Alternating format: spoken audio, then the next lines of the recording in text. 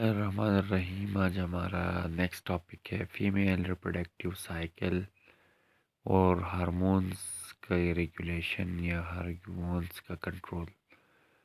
तो female reproductive cycle का मतलब ये है कि जो एग प्रोडक्शन होती है वो या जो ब्लीडिंग होती है वो एक ख़ास सीक्वेंस में जो चेंजेस आ रही हैं फीमेल रिप्रोडक्टिव सिस्टम में, इसी को हम फीमेल रिप्रोडक्टिव साइकिल या मेंस्ट्रुअल साइकिल भी कहते हैं।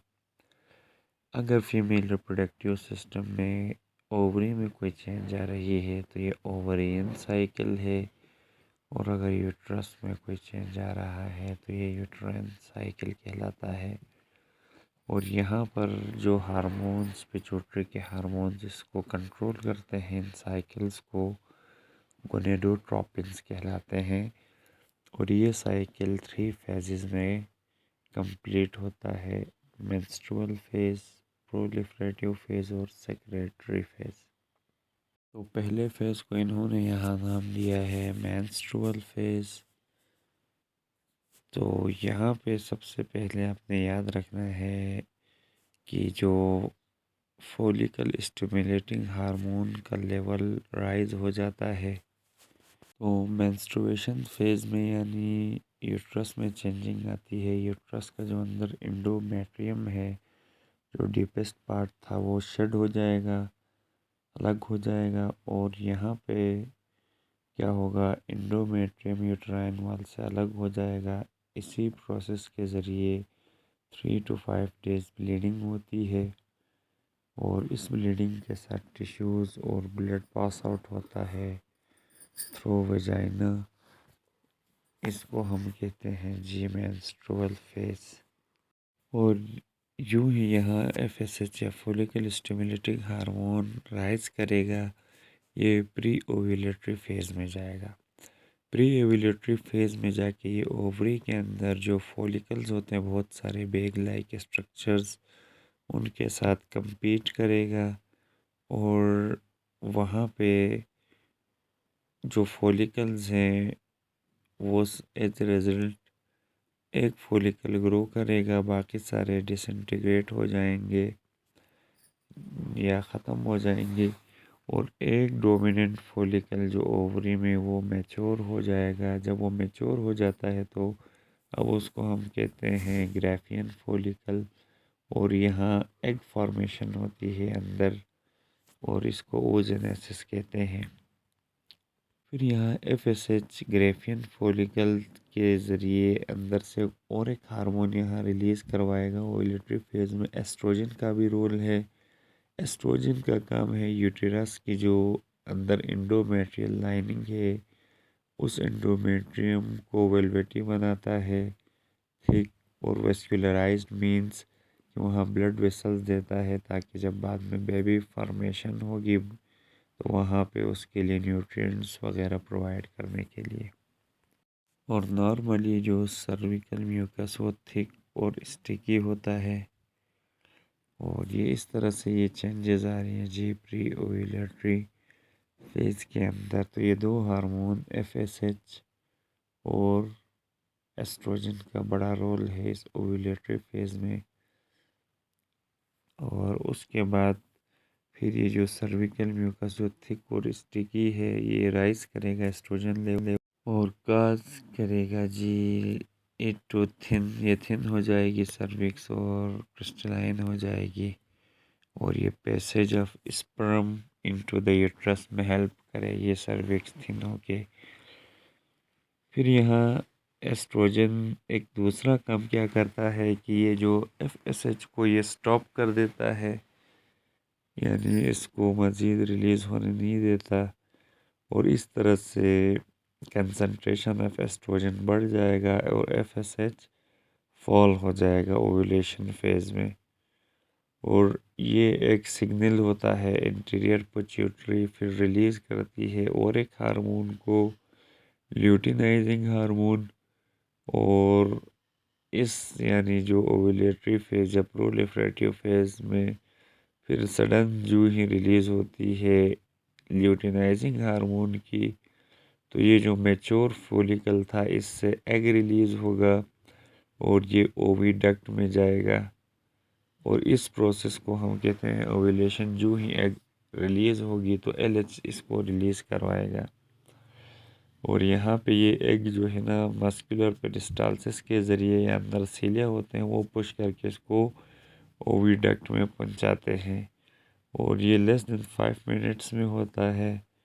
और फिर यहाँ क्या होगा, एलएच फिर यूं ही ये रप्चर हो जाता है फॉलिकल, इसको कन्वर्ट करता है एक येलो ग्लैंडुलर मास में, उसको हम कहते हैं जी कॉर्पस ल्यूटियम। तो ओव्यूलेटरी फेज में इन तीन हार्मोन्स का काम एफएसएच का, एस्ट्रोजन और यानी ल्यूटिनाइजिंग हार्मोन का रोल आपने याद रखना है और कॉर्पस ल्यूटियम का।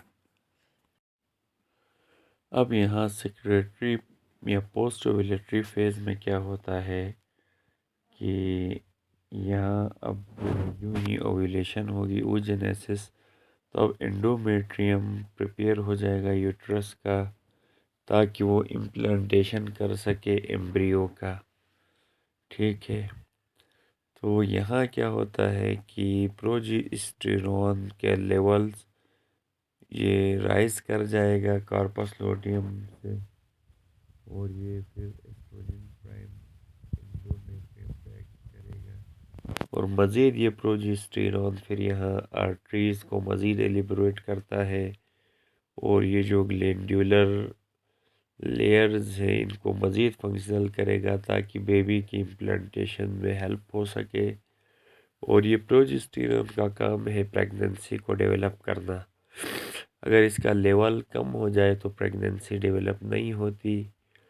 तो अब यूटेराइन ग्लैंड्स मज़ीद इनलार्ज होंगे, क्वाइल होके ये न्यूट्रिशियस ग्लाइकोजन यानी उस यूटेराइन कैविटी में ये सिक्रेट करेंगे और यहाँ तक ये न्यूट्रिएंट्स सप्लाई करते रहेंगे जब तक वहाँ एम्ब्रियो इम्प्लांट नहीं हो जाता उस एंडोमेट्रियल लाइनिंग में। लेकिन स्टूडेंट्स, जो ही फर्टिलाइजेशन करनी होती, स्पर्म आके फ्यूज़ नहीं होता हुई डक्ट में, अब कार्पस लूटियम का लेवल क्या हो जाएगा जी, डिसइंटीग्रेट होगा end of the secretary phase की तरफ और ल्यूटिनाइजिंग हार्मोन का लेवल भी डिक्लाइन हो जाएगा और प्रोजेस्टेरोन का लेवल भी फॉल हो जाएगी। ये तीनों के लेवल फॉल हो जाएंगे फर्टिलाइजेशन न होने से और एंडोमेट्रियम को अब हार्मोनल सपोर्ट नहीं मिलेगी। अब वो जो पहले इंतज़ाम हुआ था एंडोमेट्रियल सेल्स डाई करेंगे और अब वो जो यूटरस शेड होगा इस वजह से 28 डेज़ में क्या हो जाएगा जी, 28वें दिन में ये ब्लीडिंग शुरू हो जाएगी, ब्लड फ्लो होगा। तो इसको हम कहते हैं जी पोस्ट ओव्यूलेटरी फेज। अब कुछ ह्यूमन बीइंग्स में ये जो मेंस्ट्रुअल साइकिल फीमेल्स में 50 इयर्स की एज में जो है ना ये ख़त्म हो जाता है, मेंसेस ब्लीडिंग वगैरह नहीं होती, तो उनको हम कहते हैं मेनोपॉज। और ये जो मेंस्ट्रुएशन इंडिकेटर है normal reproductive life of females का और ये मीनार कहते हैं जी ऐसी वुमेन जो फर्स्ट टाइम मेंसेस हो रही है और मेनोपॉज 50 ईयर्स से अब जब उनमें मेंस्ट्रुअल फ्लो नहीं होता उनको कहते हैं। 12 से 14 साल में फीमेल्स में फर्स्ट टाइम मेंस्ट्रुएशन होती है, मिनार्स कहते हैं। और 50 ईयर्स के बाद जिनमें नहीं होता ये मेनोपॉज कहलाते हैं। और ये जो ब्लीडिंग होती है ये 3 to 5 डेज़ होती है, कुछ फीमेल्स में 3 डेज़ रहती है और कुछ में 5 डेज़ और कुछ केसेस में 7 डेज़ तक भी ये यानी ब्लीडिंग होती है या मेंस्ट्रुअल फ्लो होता है। मेनोपॉज वो औरत होती है जिसमें ये यानी मेंस्ट्रुअल साइकिल नहीं होता, वो बिल्कुल ख़त्म हो जाता है और वो बच्चे पैदा करने के काबिल नहीं रहती। तो ऐसी औरतों को हम कहते हैं जी मेनोपॉज। तो उम्मीद है स्टूडेंट से समझ आया होगा 3 फेजेस मेंस्ट्रुअल फेज, उसके बाद ओव्यूलेटरी फेज और लास्ट पोस्ट ओव्यूलेटरी या सेक्रेटरी फेज। और इसमें इन हार्मोन्स का अपना रोल याद रखना है। तो पहले वाले उसमें एफएसएच का रोल है, दूसरे में एस्ट्रोजन का, और फिर कॉर्पस ल्यूटियम ल्यूटिनाइजिंग हार्मोन